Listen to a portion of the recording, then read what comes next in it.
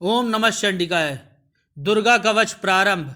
महर्षि मार्कंडेय जी बोले, हे पितामह, संसार में जो गुप्त हो, जो मनुष्य की सब प्रकार से रक्षा करता हो और जो आपने आज तक किसी को न बताया हो, वह कवच मुझे बताइए। श्री ब्रह्मा जी कहने लगे, अत्यंत गुप्त वह सब प्राणियों की भलाई करने वाला कवच मुझसे सुनो।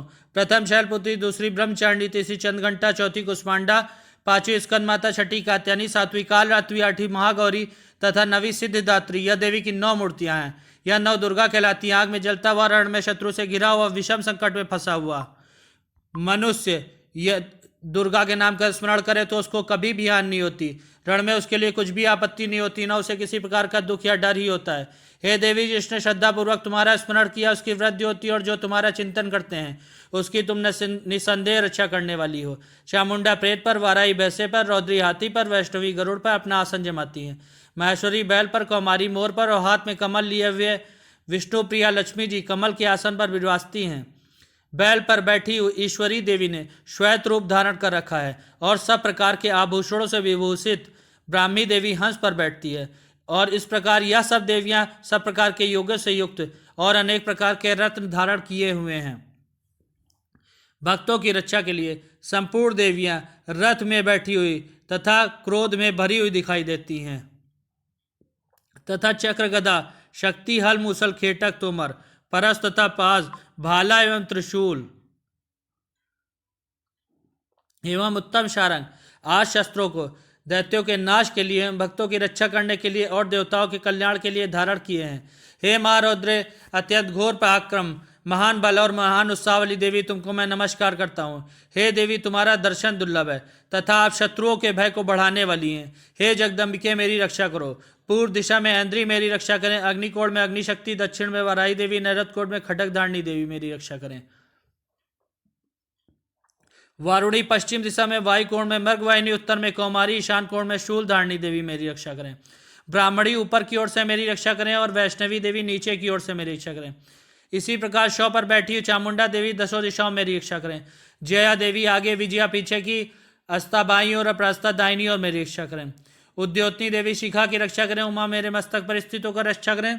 और इसी प्रकार ललाट में मालाधारी देवी रक्षा करें। और यशस्विनी देवी मेरी भवों संरक्षण करें।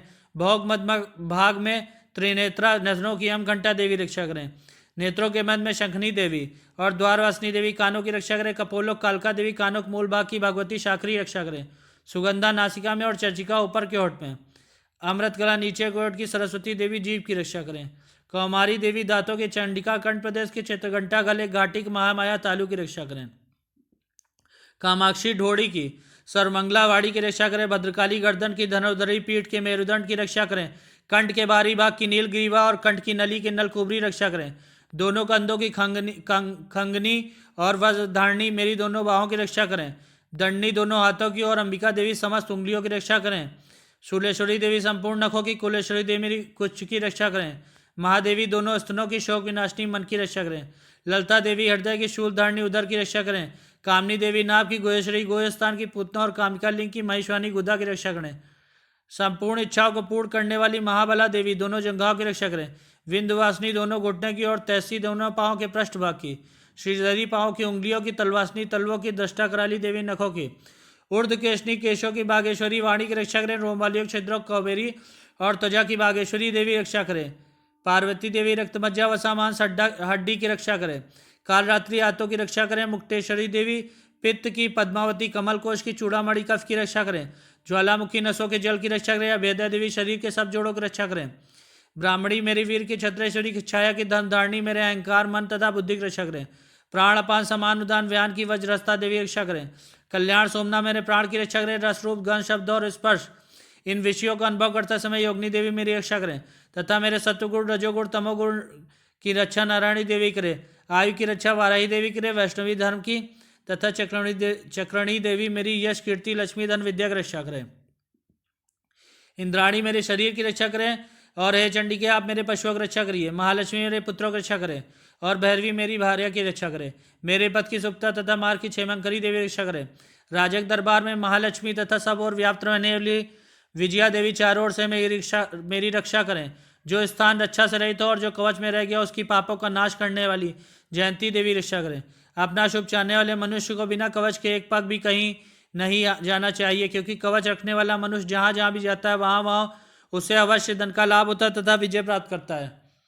वह जिस अभीष्ट वस्तु की इच्छा करता है वह उसको इस कवच के प्रभाव से अवश्य मिलती है, और वह इसी संसार में महाश्वर को प्राप्त होता है। कवचधारी मनुष्य निर्भय होता है, वह तीनों लोकों में माननीय होता है। देवी का यह कवच देवताओं के लिए भी कठिन है।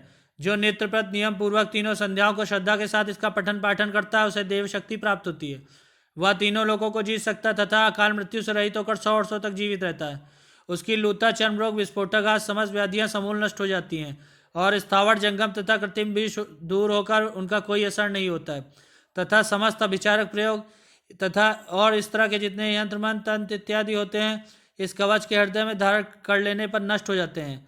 इसके अतिरिक्त पृथ्वी पर विचरने वाले भूचर, नपचर, जलचर प्राणी उपदेश मात्र से सिद्ध होने वाले निम्न कोट के देवता, जन के साथ प्रकट होने वाले देवता, कुल देवता, कंठमाला, डाकनी, शाकनी, अंतरिक्ष में विचरने वाली अत्यंत बलवती भयानक डाकनिया, ग्रह, भूत, यक्ष, गंधर्व, राक्षस, ब्रह्म राक्षस, बैताल, कुष्मांड और भैरव आदि अनिष्कारक देवता भी उस मनुष्य को जिसने अपने हृदय में कवच धारण किया हुआ है देखते ही भाग जाते हैं। इस कवच को धारण करने से मान और तेज बढ़ता है। जो मनुष्य इस कवच का पाठ करके उसके पश्चात सप्तशती चंडिक पाठ करता है उसका इस जगत में विख्यात होता है।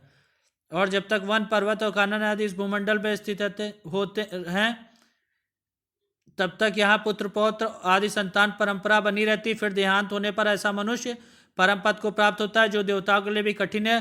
अंत में सुंदर रूप धारण करके भगवान शंकर के साथ आनंद करता हुआ परम मोक्ष को प्राप्त होता है। जय दुर्गा मैया की।